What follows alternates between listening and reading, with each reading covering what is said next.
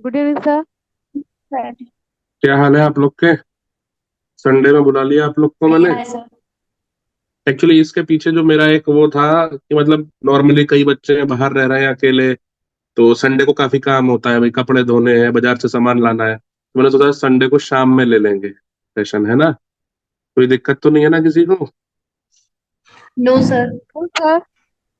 ठीक है, ठीक है, बिल्कुल। तो सब रिवीजन रिवीजन हो रहा है, मैं एक काम करता हूँ। आगे का तो हम पढ़ेंगे ही, एक बार आपको 5-7 मिनट में, 10 मिनट में विजयनगर एम्पायर का पूरा रिवीजन करा देते हैं, ठीक है?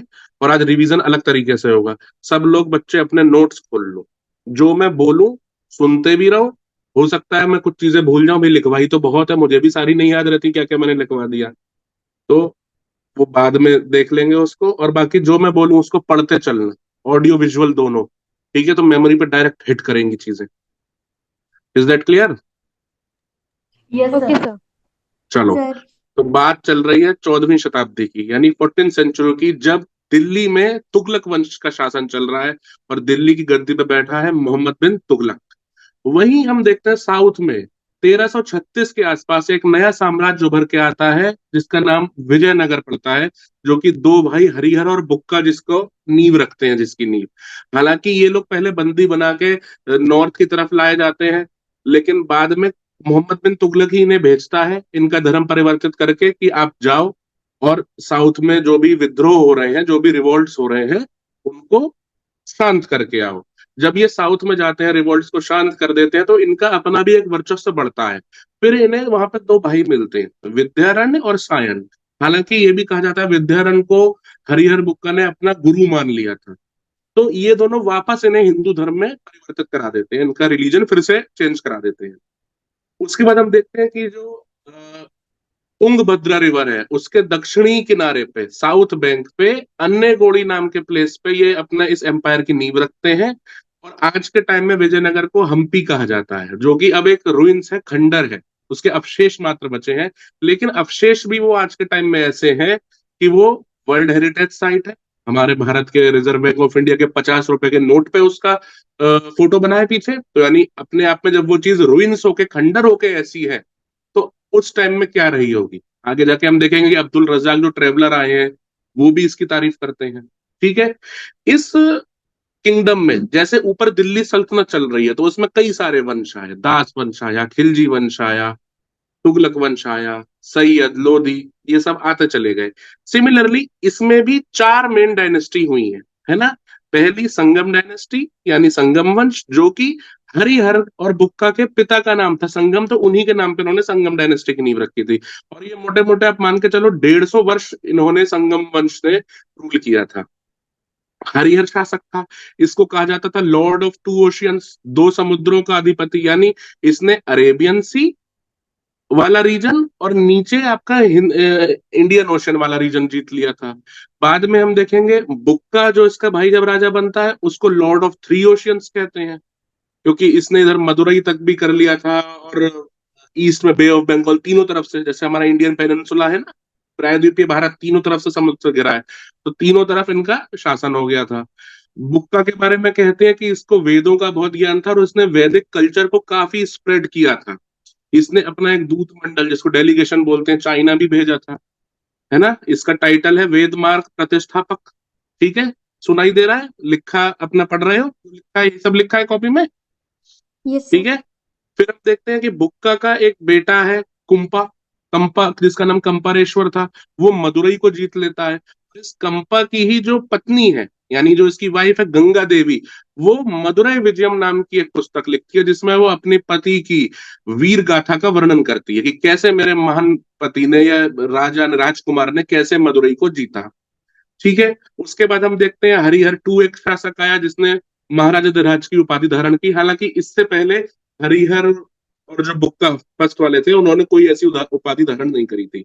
इसके समय का जो बिगेस्ट अचीवमेंट रहा है वो है बेलगांव और गोवा को बहमनी से छीनना। ध्यान से सुनना, ये गोवा को लेकर लड़ाई बहुत रहेगी, ये बहमनी से छीन लेंगे, फिर बहमनी छीन लेगा, फिर ये उससे कनकर कर लेंगे। जब कृष्णदेवराय आएगा, उसका पोर्ट अल्बुकर आएगा ना, पता था 1498 में, आप हम लोग मॉडर्न में पढ़ेंगे कि वास्को डिगामा आया। उसके बाद अल्मेडा करके एक गवर्नर आया था, फिर अल्बुकर आया था। तो कृष्णदेव के राय के टाइम में फिर गोवा वापस ले लेंगे। ठीक है। फिर इसके बाद राजा कौन सा आता है आपका? देवराय फर्स्ट आएगा, है ना। इसके time Italian traveller Niccolo Conti Bharat आया था। अच्छा, ये अकेला ऐसा ट्रेवलर है जो अपनी फैमिली यानी अपनी वाइफ के साथ आया था। दूसरा, फेमस तेलुगु पोएट श्रीनाथ, इनके कोर्ट पोएट थे देवराय फर्स्ट के, लिखवाया था ये। और तुंगभद्रा रिवर के आसपास उन्होंने काफी नहरें और कैनाल बनवाई थी। ठीक। एक इसका टाइटल था राजव्यास या राज वाल्मीकि, ये भी लिखवाया था, है ना। आगे चलो। और देखते हैं कि इसने अपनी सेना में तुर्क धनुर्धरों को शायद वो यानी हरिहर टर्किश। सेकंड का था। हम्म। वो राजव्यास हरिहर सेकंड का था शायद। हरिहर सेकंड का था, हाँ। तो देवराय फर्स्ट ने अपनी आर्मी में तुर्क धनुर्धरों को रखा था, क्योंकि उसको पता था कि जो बहमनी वाले हैं इनके पास टर्किश आर्चर्स हैं बहुत अच्छे, जो ऐसा निशाना मारते हैं कि बस एक बार में ही दुश्मन को गिरा दें। तो इसने रिक्रूटमेंट शुरू किया था। हालांकि लार्ज स्केल पे हम देखते हैं जो देवराय सेकंड आएगा उसने टर्किश आर्चर्स को ज्यादा पनाह दी थी और अपनी उसमें सेना में रखा था। उसके लिए इसने एक मॉस्क भी बनवाई थी, हमने ये चीज पढ़ी है। फिर हम देखते हैं अब्दुल रजाक, जिसकी हम बात कर रहे थे, जो बहुत सराहना करता है विजयनगर एम्पायर की, वो इसी टाइम यानी किसके टाइम? देवराय सेकंड के टाइम आया था। ठीक है। बाकी इन्होंने दो नाटक लिखे हैं, सुधा निधि नाम का महानाटक लिखा है, एक भाष्य कमेंट्री लिखी है ब्रह्म सूत्र करके, है ना। फिर इसके बाद हम देखते हैं एक राजा आया है मल्लिकार्जुन, जिसको प्रौढ़ देवराय भी कहते हैं, लिखवाया था। मैंने बाद में बताया था मल्लिकार्जुन नाम है। हालांकि कई जगह एक आध क्वेश्चन में देवराय सेकंड को भी मैंने बताया इसको प्रौढ़ देवराय कहा गया है। लेकिन अगर दोनों ऑप्शन आ जाए तो आप मल्लिकार्जुन पे टिक करिएगा, है ना। और अगर मल्लिकार्जुन नहीं है तो आप देवराय सेकंड पे टिक कर देना, प्रौढ़ देवराय का। हालांकि मल्लिकार्जुन की ही उपाधि है प्रौढ़ देवराय। और इसी के टाइम में चाइनीज ट्रेवलर माहुआन आया था भारत, है ना। फिर हम देखते हैं जो आखिरी शासक रहा है इस वंश का, वो कौन रहा है? बताओ भाई। विरूपाक्ष सेकंड। Yes sir. हाँ। इसके टाइम पोर्टुगीज ट्रेवलर नुनीज आया था, नहीं आया था इसके टाइम पे? बताओ शिवानी। किस टाइम पे नहीं आया था? हाँ, इसके टाइम पे नहीं आया था, वो आगे आएगा। लेकिन जब वो आगे आता है तो इसके बारे में लिखता है कि इसके राज में विरूपाक्ष सेकंड के टाइम में अराजकता थी, अनार्की फैली हुई थी, है ना। फिर हम देखते हैं कि एक गवर्नर है चंद्रनगर का, नरसिंह करके जिसका नाम है, सालूब नरसिंह, वो इसको हरा देता है और एक नए वंश की स्थापना करता है। ठीक है, जिसको हम देखते हैं यहाँ पे आपकी संगम डायनेस्टी तो खत्म हो गई, अगला वंश आता है सालूब। ठीक है जी। सालूब वंश में पहला राजा कौन बना? वो गवर्नर जिसने विरूपाक्ष सेकंड को हराया था, तो वो कौन है? सालूब नरसिंह। इस सालूब नरसिंह का ही एक कमांडर था जिसको तुलुब नरसिंह कहते हैं, लेकिन कंफ्यूजन ना हो तो नरसा नायक नाम उसका ज्यादा हमने प्रचलित में लिया है पढ़ाई के टाइम में। नरसा नायक इसका कमांडर था। उसके बाद सालूब नरसिंह की तबीयत खराब हो जाती है, वो अपने बेटे इमादी नरसिंह को राजा बना के जाता है। लेकिन नरसा नायक इमादी नरसिंह को पेनुकोंडा कोर्ट की जेल में बंद कर देता है। और बाद में हम देखते हैं ये जो नरसा नायक था, इसका बेटा वीर नरसिंह इमादी नरसिंह को मार देता है। और फिर एक नया वंश यहाँ से स्थापित होता है, तुलुक वंश। और तुलुक वंश की स्थापना कौन करता है? वीर नरसिंह। बाकी हमने देखा विजयनगर साम्राज्य की एक बखूबी, मतलब जो खूबी है वो क्या है कि यहाँ जरूरी नहीं है आपके बाद बेटा ही उत्तराधिकारी बने, भाइयों को भी उतना ही महानता दी गई है। और जैसे हमने हरिहर के बाद देखा बुक्का फर्स्ट बना, ऐसे ही यहाँ वीर नरसिंह करके राजा बना, इसने तुलु वंश की स्थापना की। और इसने बहुत स्ट्रेटेजिकली ये कनकर करता चला गया एरिया आसपास के। और वॉर स्ट्रेटेजी इसकी बहुत अच्छी थी। इसने अपनी प्रजा को वॉर लवर बनाया कि तुम लोगों को युद्ध से प्रेम होना चाहिए। अच्छा, कोई मुझे बताओ ये चीज सही है? युद्ध से प्रेम होना चाहिए नहीं होना चाहिए? युद्ध होना चाहिए नहीं होना चाहिए? कौन बताएगा? श्वेता बताएगी। हाँ भाई, श्वेता है क्लास में? फिर देखूंगा कौन कौन है। श्वेता है ही नहीं। श्वेता तो शायद दोपहर में पूछ ही रही थी क्लास है कि नहीं है, मैंने पिन भी किया कमेंट। और बच्चे ऐसे हैं, इस्माइली बना के छोड़ दी, अरे लिख देते कि भैया है, आ गई श्वेता। है। तबस्सुम को इस्माइली बनाना बहुत अच्छा लगता है। सही भी है, कोई बुराई नहीं है। हम लोग कहते हैं ना, हिस्ट्री रिपीट्स इटसेल्फ। देखो कहाँ से हम लोग चले हैं, कहाँ से चले हैं भाई? पिक्टोरियोग्राफ से ही तो चले हैं। हड़प्पा सभ्यता क्या था वहां पे, यही सब तो होता था। और अब फिर हमने टेक्स्ट पे आए, अब वापस स्माइली पे जा रहे हैं हम लोग। तो हिस्ट्री रिपीट्स इटसेल्फ। बात कहने के ढंग बदलते जा रहे हैं फिर से, कोई बात नहीं। हाँ भी श्वेता, युद्ध होना चाहिए नहीं होना चाहिए, बताओ। सर मैं अभी आई हूँ, मुझे पता नहीं किस टॉपिक पे बात हो रही है। अरे मैं तो नॉर्मल एक क्वेश्चन पूछा है, युद्ध होने चाहिए नहीं होने चाहिए। मैं अच्छा तो सर, आप विजयनगर का मेरा। रिवीजन करवा रहा हूँ। अच्छा सर, ओपिनियन मांग रहे हैं आप? हाँ, ओपिनियन मांग रहे हैं आपकी। You are future future civil servant. युद्ध होने चाहिए नहीं होने चाहिए? आई थिंक सर नहीं होने चाहिए। नहीं होने चाहिए, वेरी गुड। और सर कौन कौन इस राय को मानता है? होने चाहिए। सर मैं कुछ कहना मानती हूँ। चाहती हूँ। सर कौन वो कहना तो चाहता है? सिचुएशन पर, सर वो सिचुएशन पर सर डिपेंड अरे करता है। सिचुएशन सब सही है, नॉर्मल सिचुएशन है, युद्ध होना चाहिए नहीं होना चाहिए, बताओ। होना चाहिए। आई थिंक बताओ नहीं रोहित, होना क्यों सर होना चाहिए। चाहिए? गलत रुको क्यों तो नहीं क्यों? आप गांधी गलत जी तो कह के स्वराज गए अहिंसा परमो धर्म है। रोहित कह रहा है युद्ध यस होना सर, चाहिए। चलो इस पर नहीं होना डिस्कस करते हैं आज 5 मिनट। नहीं होना चाहिए। कौन कौन बच्चे हैं जो नहीं के फेवर में हैं? अपना नाम ले दो। एक तो श्वेता मैं नहीं है।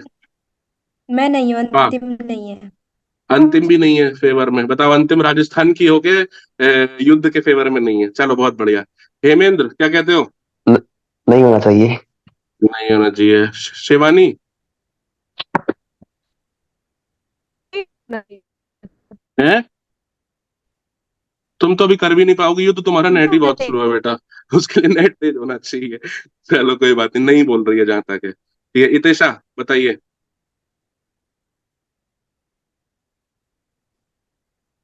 इतेशा, युद्ध होना चाहिए नहीं होना चाहिए? आवाज नहीं जा रही होगी, कोई बात नहीं। रोहित, क्यों होना चाहिए युद्ध, बताओ।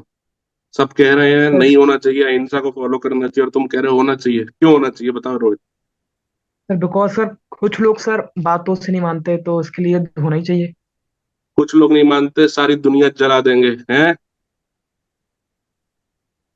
नहीं सर, इसका सर एक रीजन ये भी है, जब तक हाँ, सर एक किसी हाँ, नेशन के पास एक अपनी स्ट्रॉन्ग आर्मी नहीं रहेगी, तो फिर वो नेशन ही किस काम का रहेगा। जब उसके पास आर्मी है, तो फिर उसको तो युद्ध तो लड़ना ही पड़ेगा। बिल्कुल बिल्कुल बिल्कुल। तबस्सुम, क्या विचार है आपके? यस सर, होना चाहिए। अगर होना कोई चाहिए। मतलब, हाँ। अगर कोई अटैक करता है तो डिफेंस के लिए होना चाहिए। अच्छा, आप कह रहे हैं डिफेंस के लिए होना चाहिए, ठीक है। विशाल, बोलो भाई। विशाल, संडे को तुम 8 बजे कौन सी लाइब्रेरी में बैठे हो जो बोल नहीं पा रहे हो भाई?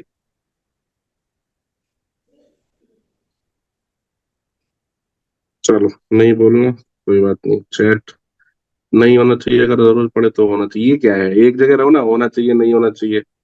जरूरत क्या होती है? जरूरत तो हमेशा होती है। देखो। सर सर, मैं अपनी हाँ, ओपिनियन दे सकती हूँ? तुमने दे दी ओपिनियन, अब दोबारा बदल रही हो ओपिनियन? नहीं, उसके बारे में बता रही थी कि क्यों नहीं होना चाहिए। हाँ, क्यों नहीं होना चाहिए, बताओ। सर, एक युद्ध होता है, उसके अंदर जान माल की बहुत ज्यादा हानि होती है। और रही हाँ। सेना की बात, तो सेना सभी देशों को अपनी मजबूत रखनी चाहिए। जरूरी नहीं है कि हमारी सेना अगर मजबूत हो तो हम हर बार लड़ें। लड़ाई से किसी का हम्म। भी भला नहीं होता है। दोनों राष्ट्रों का अच्छा। सिर्फ है ना अहित ही होता है। और हम्म। वहां की जनता भी बीच में है ना वो पिस जाती है उनके। और हमारे हम्म। जो जहाँ पर युद्ध होता है वहां का जो क्षेत्र होता है, वहां जो अर्थव्यवस्था होती है वो बहुत ही अजीब तरह से वो सब कुछ स्ट्रक्चर खराब हो जाता है। और अगर हम हमारे पास कोई सेना होगी तो हम हमारे उस सेना को मजबूत करेंगे। हम्म। हमारा राष्ट्र की सुरक्षा की दृष्टि से सब कुछ से मजबूत की दृष्टि से सब कुछ आवश्यक तो है। पर जरूरी नहीं है कि हम दूसरे के साथ लड़ाई करें। अगर हम सभी के सहयोग के साथ चलेंगे तो हमारे पूरे विश्व का कल्याण होगा। और हमारे भारत की ठीक है, नीति है वासुदेव विश्व कल्याण। कुटुंबकम, कि हम ठीक है, मैं अपने समझ सभी के गया, साथ विश्व ही भाईचारे हमारा की घर है। भावना रखते हैं। ठीक है, मैं बिल्कुल समझ गया, आपकी भावना बिल्कुल सही है। ये सर। और बहुत अच्छी भावना है, बिल्कुल सही है। आप माइक बंद कर लो। ठीक है, तो मतलब अगर पाकिस्तान हम पे या चाइना हम पे हमला करता है, तो हमें लव लेटर्स लिखने चाहिए उनको कि भैया सॉरी, ऐसा मत करो, हमारे जान माल की हानि होगी। और अगर वो करता भी है तो नहीं हम सर, अपनी टेरिटरी उनको दे दें, मतलब है। ऐसा नहीं है सर। नहीं हाँ, सर, ऐसा एक मिनट, सर और कोई नहीं अगर बोलेगा, और कोई नहीं, होती है जिसको ज्यादा बोलना था बार, बोल चुका। जो अंतिम आपने बात कही वो बिल्कुल ठीक है, वो आपने कॉन्सिक्वेंसेस बताए हैं युद्ध के, लेकिन युद्ध क्यों नहीं होना चाहिए उसका तर्क ये नहीं है कि ऐसे नुकसान हो जाएगा, तो मतलब अगर इकोनॉमी का लॉस होगा या लोग मरेंगे, तो इस कारण तो अगर कोई हम पे हमला करता है या हमारी टेरिटरी पे आता है तो हम ये सोच के कि हमारी इकोनॉमी का नुकसान होगा, हम कुछ नहीं करेंगे और उसको कब्जा करने देंगे। जो आपने पॉइंट्स बताया वो वैलिड है, लेकिन वो कॉन्सिक्वेंसेस हैं युद्ध के, युद्ध ना हो उसका कारण नहीं है। ठीक है, ओके सर। समझ गए बेटा? तो जो युद्ध यस है, सर। एक कोट याद रखना, युद्ध शांति का हथियार है। War is weapon of peace. आप शाम में अपने घर में बैठे हैं, बाजार जाके सब्जी ला रहे हैं, अगर कोचिंग वैसे जाते तो या कॉलेज जाते हैं, आप शाम में घर आ जाते हैं, मैं यहाँ आराम से बैठा हूं। इसका एक ही एक कारण है, इसका एक ही एक कारण है कि हमारा कोई भाई सरहद पे खड़ा है, वो युद्ध लड़ रहा है, वहां पे डेली युद्ध लड़ रहा है। तो युद्ध लड़ना सिर्फ यही नहीं होता कि बंदूक चला के ही मार देना, अपने आप को उस कंडीशन में रखना और हमेशा रेडी रहना सिचुएशन के लिए। तो अगर आप युद्ध नहीं करेंगे तो कोई ना कोई आप पे कब्जा कर ही लेगा, ये मानव प्रवृत्ति है। और मानव की क्या, आप एक नॉर्मली सोचो, आप में से खेत होंगे, किसी ना किसी के पास गांव में खुद के होंगे, देखे होंगे, अगर खेत में जानवर आ जाता है तो आप क्या करते हो, लठ लेके उसके पीछे दौड़ते हो, डराते हो, तो वो भाग जाता है। और नहीं भागता तो लठ बजा भी देते हो उसके। तो वो तो जानवर है, यहाँ इंसान है। इंसान तो शुरू से ही साम्राज्यवाद की तरफ रहा है, ठीक है, उसमें दिमाग भी है।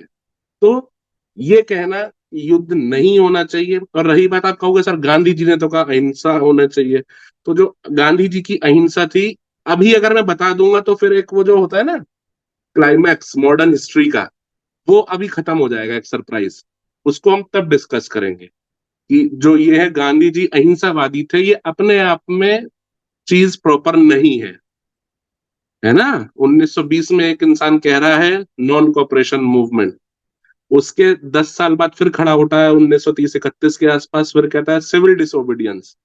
उसके 12 साल बाद 1942 में खड़ा होता है, कहता है अंग्रेजों भारत छोड़ो, करो या मरो। गांधी जी तो बोल रहे हैं ये, तो कहां से अहिंसावादी हो गए हैं? इस पर डिस्कस हम करेंगे मॉडर्न हिस्ट्री में, बहुत अच्छा डिस्कशन करेंगे। तो ये कहना, आपको ये सोचना कि हम शेर को नहीं मारेंगे, इसका ये मतलब नहीं है शेर आपको नहीं खाएगा, उसकी प्रवृत्ति वही है। तो war is a weapon of peace, युद्ध शांति का हथियार है। अगर आप नहीं करेंगे तो कोई आपको दबा के खा जाएगा। रीजन बीइंग, ये एक बहुत कड़वा सच है, आप पढ़ेंगे जब आरुष सर आपको पॉलिटिकल साइंस से थ्योरीज जब पढ़ाएंगे, एक टर्म आता है सर्वाइवल ऑफ द फिटेस्ट, मत्स्य न्याय जिसको कहते हैं। बड़ी मछली छोटी को खाएगी, छोटी अपनी उससे छोटी को खाएगी। तो युद्ध जरूरी है। हाँ, बिना मतलब के नहीं करना चाहिए, बिना मतलब के करोगे तो ऑफ कोर्स, लेकिन हाँ सरासर ये कह देना नहीं युद्ध नहीं होना चाहिए, हम तो शांति प्रिय हैं, आप होगे, बगल वाला नहीं है। वो ताक में बैठा हुआ है, कहाँ आप हल्के पड़े। आपने देखा ना अभी तक इतिहास से आप क्या सीखे? भाई पृथ्वीराज चौहान की सेना आराम से डांस कर रही है, दारू पी के सो गई, सुबह आया मोहम्मद गौरी, अंधेरे में नींद में मार के चला गया, क्या कर लोगे आप, बताओ? समझे? तो इतिहास से आप ये चीज सीखिए। और ये जब भी कभी लिखना, बाकी अभी तो आप पढ़ते रहोगे तो ये कोट हमेशा आती है, चाहे इंटरनल सिक्योरिटी की बात हो, आईआर की बात हो, कि युद्ध शांति का हथियार है। ठीक है, न्यूक्लियर वेपन बनाना इसका मतलब ये नहीं है कि हम लड़ना चाहते हैं, लेकिन हाँ कल को कोई हमारे, भाई ये बताओ पाकिस्तान या कोई भी देश क्यों नहीं अटैक करता, मतलब एज ऑफ नाउ, भगवान ना करे कभी करे, तो पता है ना उसको कि ये न्यूक्लियर पावर है इंडिया, वो एक खौफ पैदा है ना, तो उसका कारण ही यही है। समझ में आ गई बात इतनी? Yes sir. हाँ सर, समझ में आ गई। सर मैं मैं बोलूँ सर एक। हाँ, हाँ, एक क्या दो बोलो तुम।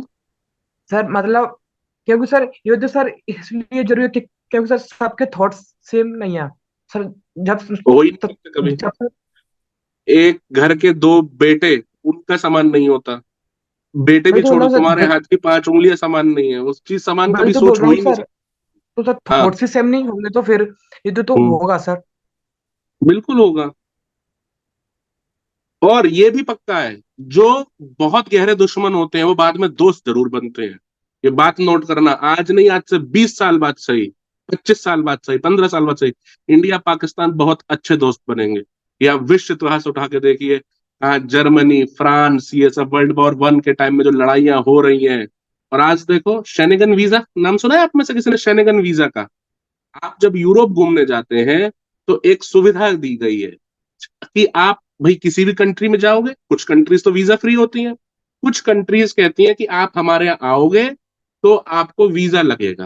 पासपोर्ट क्या होता है? वो तो आपकी पहचान है कि आप इस देश के हैं, यहां से आए हैं। वीजा क्या है? Visitors intention to stay in abroad, कि वो वहां रुकना चाह रहा है, तो वीजा लोग देते हैं ताकि इलीगल इमिग्रेंट्स ना आए, पूरी चेकिंग होके तब हमारे देश में आए। ठीक है। तो अब आप यूरोप घूमने गए तो भाई आपको स्पेन, क्योंकि छोटी छोटी कंट्रीज हैं और हर कंट्री का अपना अलग एक ब्यूटी है, घूमने की जगह अच्छी है, चाहे फ्रांस हो, स्पेन हो, इटली हो, पोलैंड हो, जर्मनी हो। ऊपर आप जाओगे इधर जहां नॉर्दर्न लाइट्स, ऑरोरा फिनोमेना देखने को मिलता है, स्वीडन, फिनलैंड। तो इन लोगों ने क्या किया, ईयू का नाम सुना है आपने? ईयू का तो सुना ही होगा, यूरोपियन यूनियन, पेपर में पढ़ते रहते Yes, होगे। sir. ठीक है। Yes sir. इंग्लैंड आता है, वो सॉरी, ये ब्रिटेन आता है ईयू में, यूके, यूनाइटेड किंगडम। राइट, नहीं आता सर ये।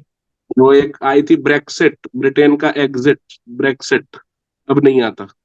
देख लेना इसको, ये सब चीजें तुम लोग ना, कई कई चीजें ये सब अपने आप से भी पढ़ लिया करो, इस तरह के टॉपिक्स है ना। तो क्या बात कर रहा था मैं, तो इन्होंने शेनेगन वीजा बनाया। शेनेगन वीजा, स्पेलिंग देख लेना, गलत हो सकती है भाई। शेनेगन वीजा क्या कहा कि जितनी भी 25-30 कंट्री हैं, 20-30, हम इन 20 कंट्री से करेंगे एक कॉन्ट्रैक्ट, और आपको कोई भी आ रहा है, आप जा रहे हो, रोहित जा रहा है मान लो, तो मुझे यूरोप घूमना है, तो आप शेनेगन वीजा अप्लाई करोगे, इसमें 20-25 कंट्री में आप घूम सकते हो। मान लो आप एंट्री करी आपने रोमानिया से, तो आप पूरा घूम सकते हो। बार बार आपको अब जर्मनी जाना है, पोलैंड जाना है, तो बार बार वीजा नहीं लगेगा, वो एक ही वीजा में 20-25 कंट्री आप घूम सकते हो। ठीक है। ये रात में खा लेंगे अलग अलग। हाँ भाई, रख दो भाई। हाँ, ठीक है। तो ये चीज थी। तो क्या बात चल रही थी, तो जैसे ये सब भी पहले दुश्मन थे, लेकिन आज देखो, तो ऐसे ही आने वाले टाइम में भारत और पाकिस्तान भी दोस्त बनेंगे, लेकिन उसके लिए वही जो मैंने कहा, युद्ध जरूरी है, एक बार तो होगा, चाहे आज हो चाहे बाद में। ठीक है। सर अभी आपने स्क्रीन शेयर किया है क्या? है, आपने स्क्रीन शेयर किया है क्या? नहीं, ठीक है, दिख नहीं रही ना अगला। हम लोगों को नहीं, अभी दिखेगी नहीं, अभी तो रिवीजन करा रहा हूं मैं। ठीक है। उसके बाद हम देखते हैं वीर नरसिंह का जो भाई है, कृष्णदेव राय, जो एक महंतम राजा है विजयनगर साम्राज्य का, वो गद्दी पे बैठता है। और ये 4 बार हमने देखा है, जो प्रताप रुद्र है, गजपति रूलर ऑफ उड़ीसा, उसको हराता है। उसके बाद इसने पुर्तगाली से बहुत अच्छी दोस्ती करी कि भैया हम तुमको मिर्च मसाले दे देंगे, तुम हमें बढ़िया वेपन्स दो, अरबी घोड़े ला ला के दो। तो अच्छी इनकी अलायंस हो गई। बाद में कृष्णदेव राय ही इसको इंस्टिगेट करता है कि तुम जाके गोवा पे हमला करो। किस पे करो? गोवा पे हमला। और गोवा पे नहीं, क्या बोल गया मैं, बीजापुर पे हमला करो और गोवा उनसे छीन लो। तो बाद में अलबुकर की फौज और कृष्णदेव राय भी मदद करता है, और ये बीजापुर से गोवा को छीन लेते हैं। उसके बाद हम देखते हैं यहाँ पे जो फेमस ट्रेवलर्स आए हैं, ऊपर एक अब्दुल रजाक तो था ही, बाद में हमने देखा डोमिंगो पेस आता है, बरबोसा आता है, लुई आता है ना। उसके बाद हमने कृष्णदेव राय के टाइटल पढ़े थे, अभिनव भोज, आंध्र भोज, कर्नाटक रत्न, सिम्हा सिंहासनधेश्वर, यवन राज्य प्रतिष्ठापनाचार्य, कन्नड़ राज्य राम रामम, बोला करो ये तभी याद होंगे, ऐसे नहीं होंगे। गौ ब्रह्म प्रतिपालक, मुरु रयारा गांडा, ये सब पढ़ा था हमने। फिर हमने इसकी फेमस पुस्तक पढ़ी थी, अमुक्त मालयाद, जो कि जो तेलुगु के 5 एपिक है, महाकाव्य, उनमें से एक है। और इसमें किसकी इंफॉर्मेशन दी हुई है? आलवार संतों की इंफॉर्मेशन दी हुई है ना। इसके बाद हम देखते हैं कौन राजा बना, मतलब राजा के इसके अष्टदिग्गज। अष्टदिग्गज मतलब गज माने क्या होता है? हाथी। तो 8 महान हाथियों के समान जिनमें ज्ञान है, वह ज्ञान जिनमें है, वो अष्टदिग्गज कहलाए। इसमें अलासनी पेड़न्ना है, तेनाली रामकृष्णा है, धुरजटी है, नंदी तिम्मन है, भट्टमूर्ति है, अय्याल राजू रामचंद्र है, पिंगाली सूरन है, फिर इनकी अपनी अपनी पुस्तकें हैं, ठीक है। उसके बाद हम देखते हैं फिर इसका ही भाई अच्युत देव राय राजा बनता है, ठीक है। और इसका राज्याभिषेक होता है तिरुपति बालाजी मंदिर।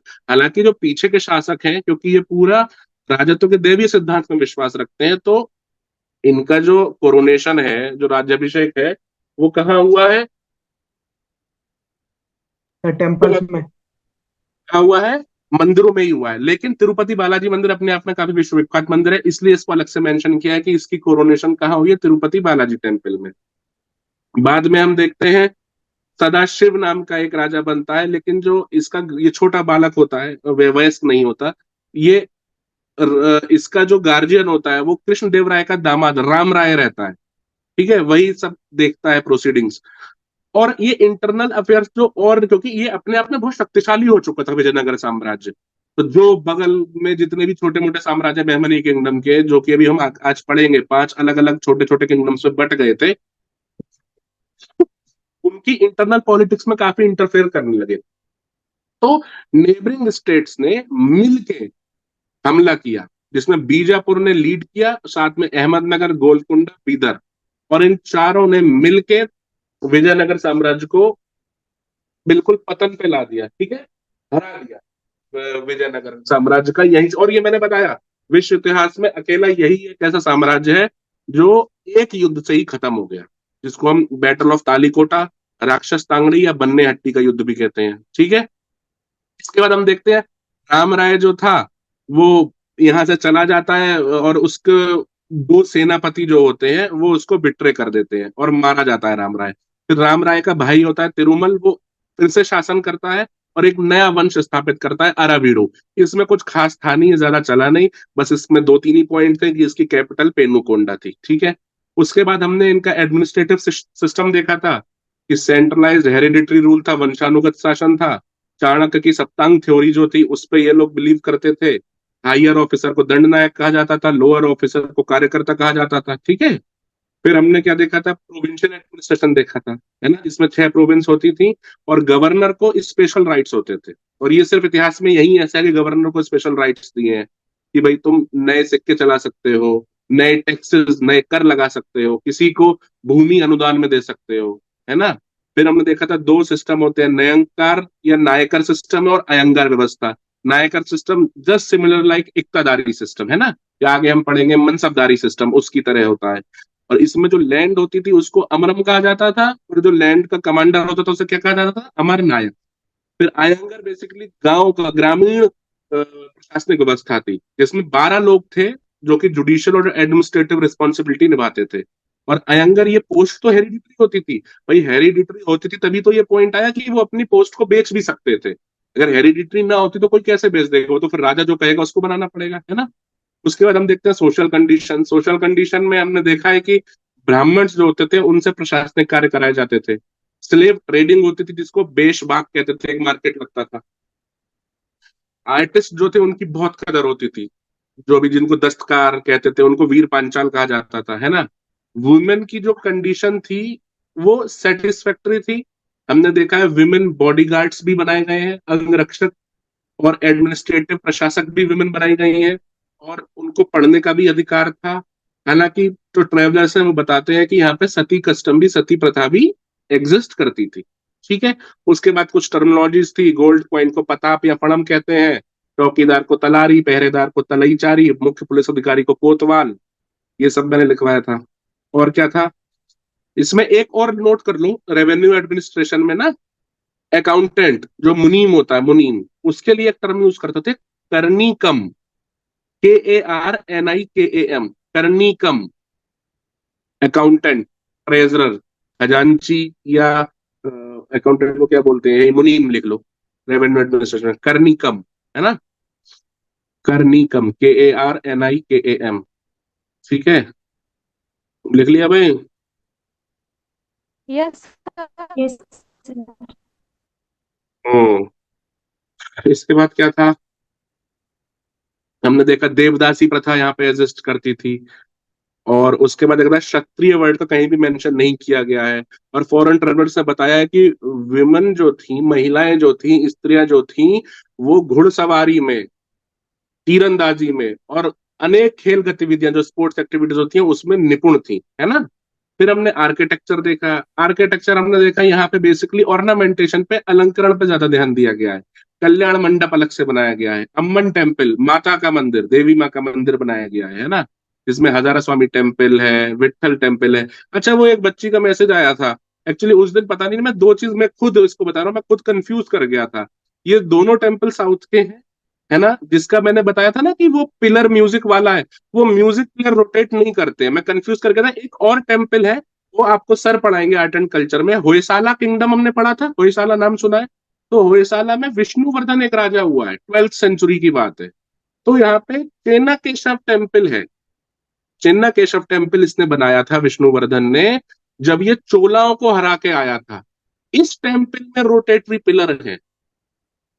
जो ये वाला टेम्पल है आपका, जिसमें वो है आपके म्यूजिकल प्लेयर पिलर, वो रोटेटरी नहीं है, मैं कंफ्यूज कर गया था उसको। उसमें तो आप जब उनको ठोकोगे पीटोगे तो उससे आवाज निकलती है।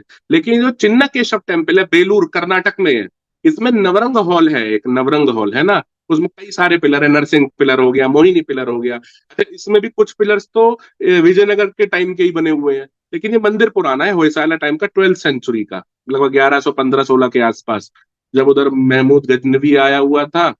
नहीं, महमूद गजनवी के बाद का है, 100 साल बाद का, वो तो 1000 उधर आया था।